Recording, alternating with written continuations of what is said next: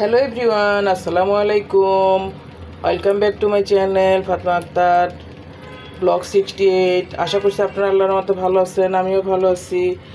প্রিয় দর্শক, দেখুন রান্নার উপকরণ গুছিয়ে নিলাম, রান্নাঘরে চলে আসলাম, নতুন একটা ভিডিও শুরু করলাম। বাবুর্চিদের হাতে মাখানো স্টাইলে রান্না করব গরুর মাংসগুলো। বেশ কিছু গরুর মাংস নিয়েছি, ধুয়ে নিয়েছি ভালো করে। দেখতে থাকুন প্রিয় দর্শক। চুলায় হাঁড়ি দিয়েছি, তেজপাতা দিয়েছি, তেজপাতা গরম হয়ে গিয়েছে, তেল দিয়ে দিচ্ছি।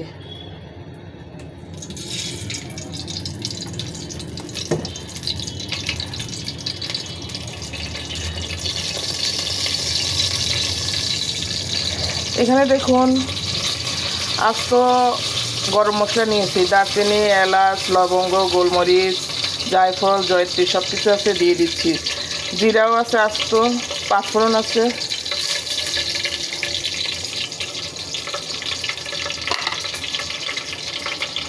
প্রিয় দর্শক দেখুন, এখানে আমি আদা, রসুন, পেঁয়াজ পরিমাণ মতো ব্লেন্ডার করে নিয়েছি বেশ কিছু পরিমাণে। এটা আমি আমার মাংস মাখানোতে ব্যবহার করব, গরুর মাংস রান্নাটাতে। দেখতে থাকুন।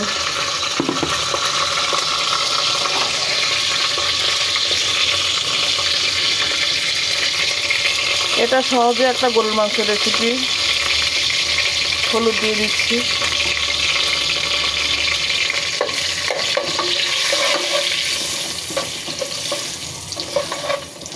তেলটা গরম করে নিব আর গরম মশলাগুলো তেলে ভেজে নিব।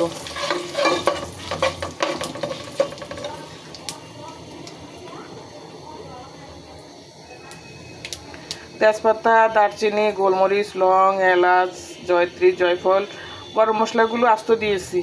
আর বাজারের কেনা গরম মশলার গুঁড়া ব্যবহার করব, এতে হয়ে যাবে।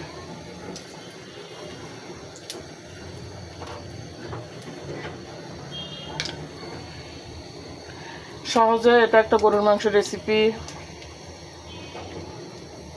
যদি আপনি আলু ব্যবহার করতে চান তাহলে আলু ব্যবহার করবেন শেষ পর্যায়ে। আর যদি খালি মাংস রান্না করতে চান, আমি যেভাবে প্রসেস করছি সেভাবে একসাথে করে নেবেন। প্রিয় দর্শক, আমার তেলটা হয়ে গিয়েছে। এ পর্যায়ে আমি আমার হাঁড়িটা তুলে নিব।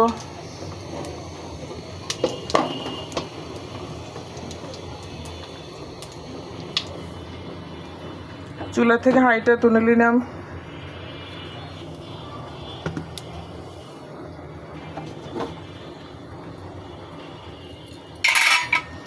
দেখতে থাকুন, খুবই ইজি। এইভাবে কিছুদিন আগে আমাদের বাড়িতে একটা বড় বাবুর্চি দিয়ে বড় একটা অনুষ্ঠান হয়েছিল, ওনারা হাতে মাখিয়ে এভাবে বসে দিয়েছে। সেই সিস্টেমে আমি রান্না করে নিচ্ছি। তেলটা গরম করে নামিয়ে ফেলতে হবে চুলা থেকে। ঠান্ডা হয়ে গেলে মাংসটা ছেড়ে দিচ্ছি।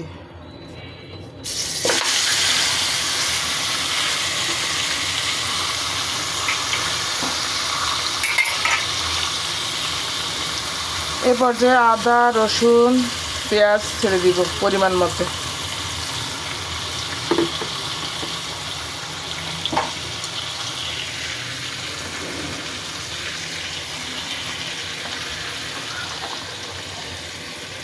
লবণ দিয়ে দিলাম, নাড়াচাড়া করে নিব। আপনি হাতে মাখাতে পারেন, নতুবা চামচ দিয়ে মাখান। যেভাবে মাখান এটা মাখিয়ে আমি সহজে বসিয়ে দিব।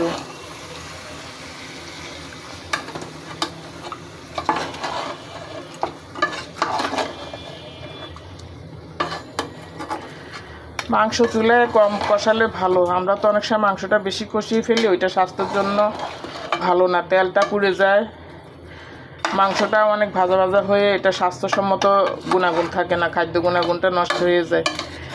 এভাবে হাতে মাখিয়ে বসিয়ে দিবেন সহজে।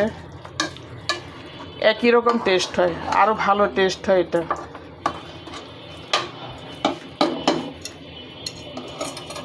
দেখতে থাকুন। মরিচের গুঁড়া দিয়ে দিচ্ছি।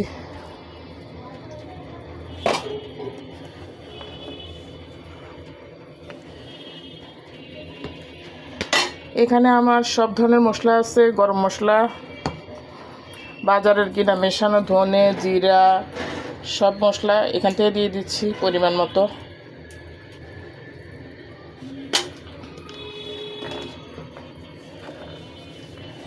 মাখিয়ে নেব।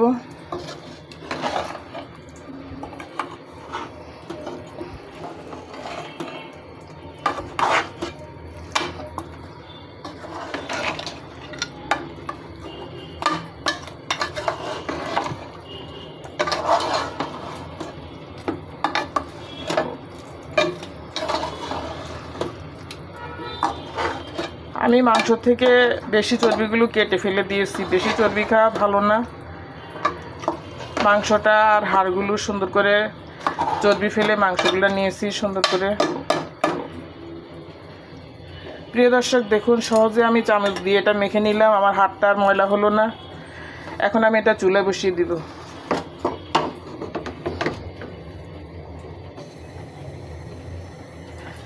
চুলাটা বাড়িয়ে দিলাম।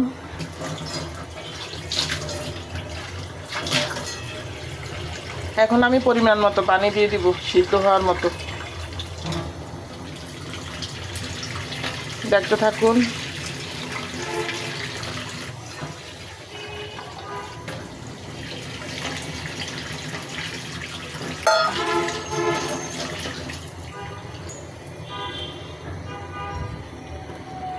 এবার নাড়াচাড়া করে দিব আবার।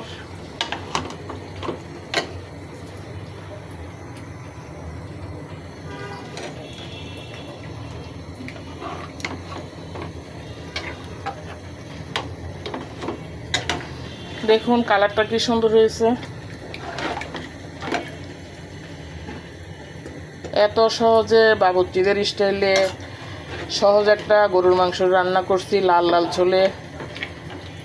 আমি এটা সিদ্ধ হয়ে অর্ধেক সিদ্ধ হয়ে আসলে আলু দিব এটাতে। এ পর্যায়ে আমি ঢেকে দিব মাংসটা। ফিরে আসছি 20 মিনিট পর। প্রিয় দর্শক, ফিরে আসলাম 20 মিনিট পর। ঢাকাটা তুলে নিচ্ছি।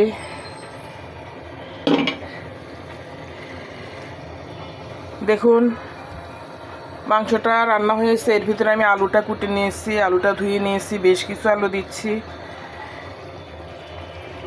এখানে দেখুন গরুর মাংসটা আমার অল্প আঁচে বসিয়ে রেখেছি, সিদ্ধ হয়ে গিয়েছে অর্ধেকটা।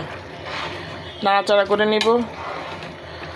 প্রিয় দর্শক, এতক্ষণ পর্যন্ত যারা আমার রেসিপিতে আছেন, আমার ভিডিওতে আছেন, আশা করব একটা লাইক, একটা কমেন্ট, একটা শেয়ার, বন্ধু মহলে শেয়ার করবেন, সাবস্ক্রাইব করে নেবেন।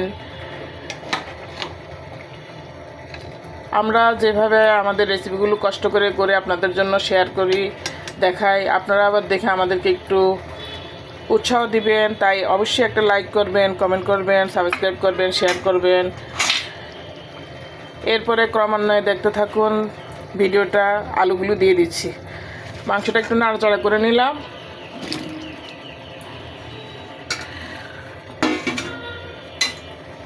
এখন আবার আলু দিয়ে নাড়াচাড়া করে দিব।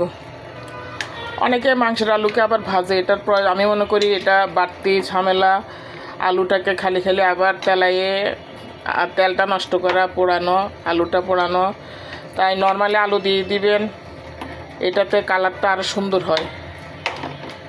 নাড়াচাড়া করে দিচ্ছি।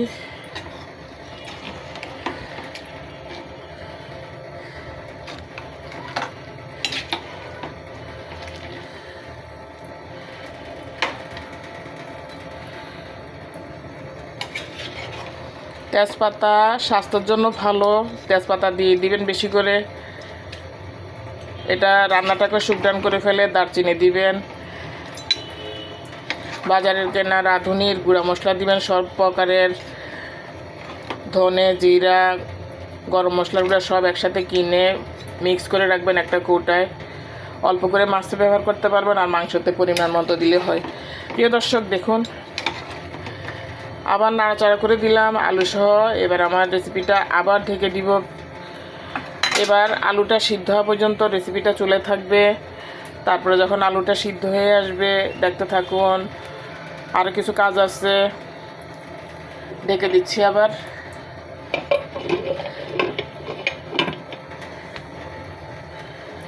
ফিরে আসবো আলুটা সিদ্ধ হলে। তারপরে প্রিয় দর্শক, দেখুন আমার রেসিপিটা হয়ে এসেছে, এখনও ঢাকা আছে, ঢাকাটা তুলে নিচ্ছি।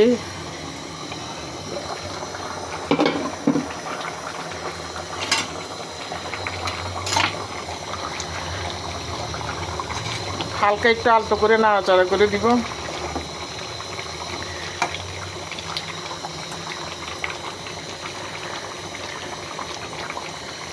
দেখুন কালারটা কি নাইস হয়েছে। এভাবে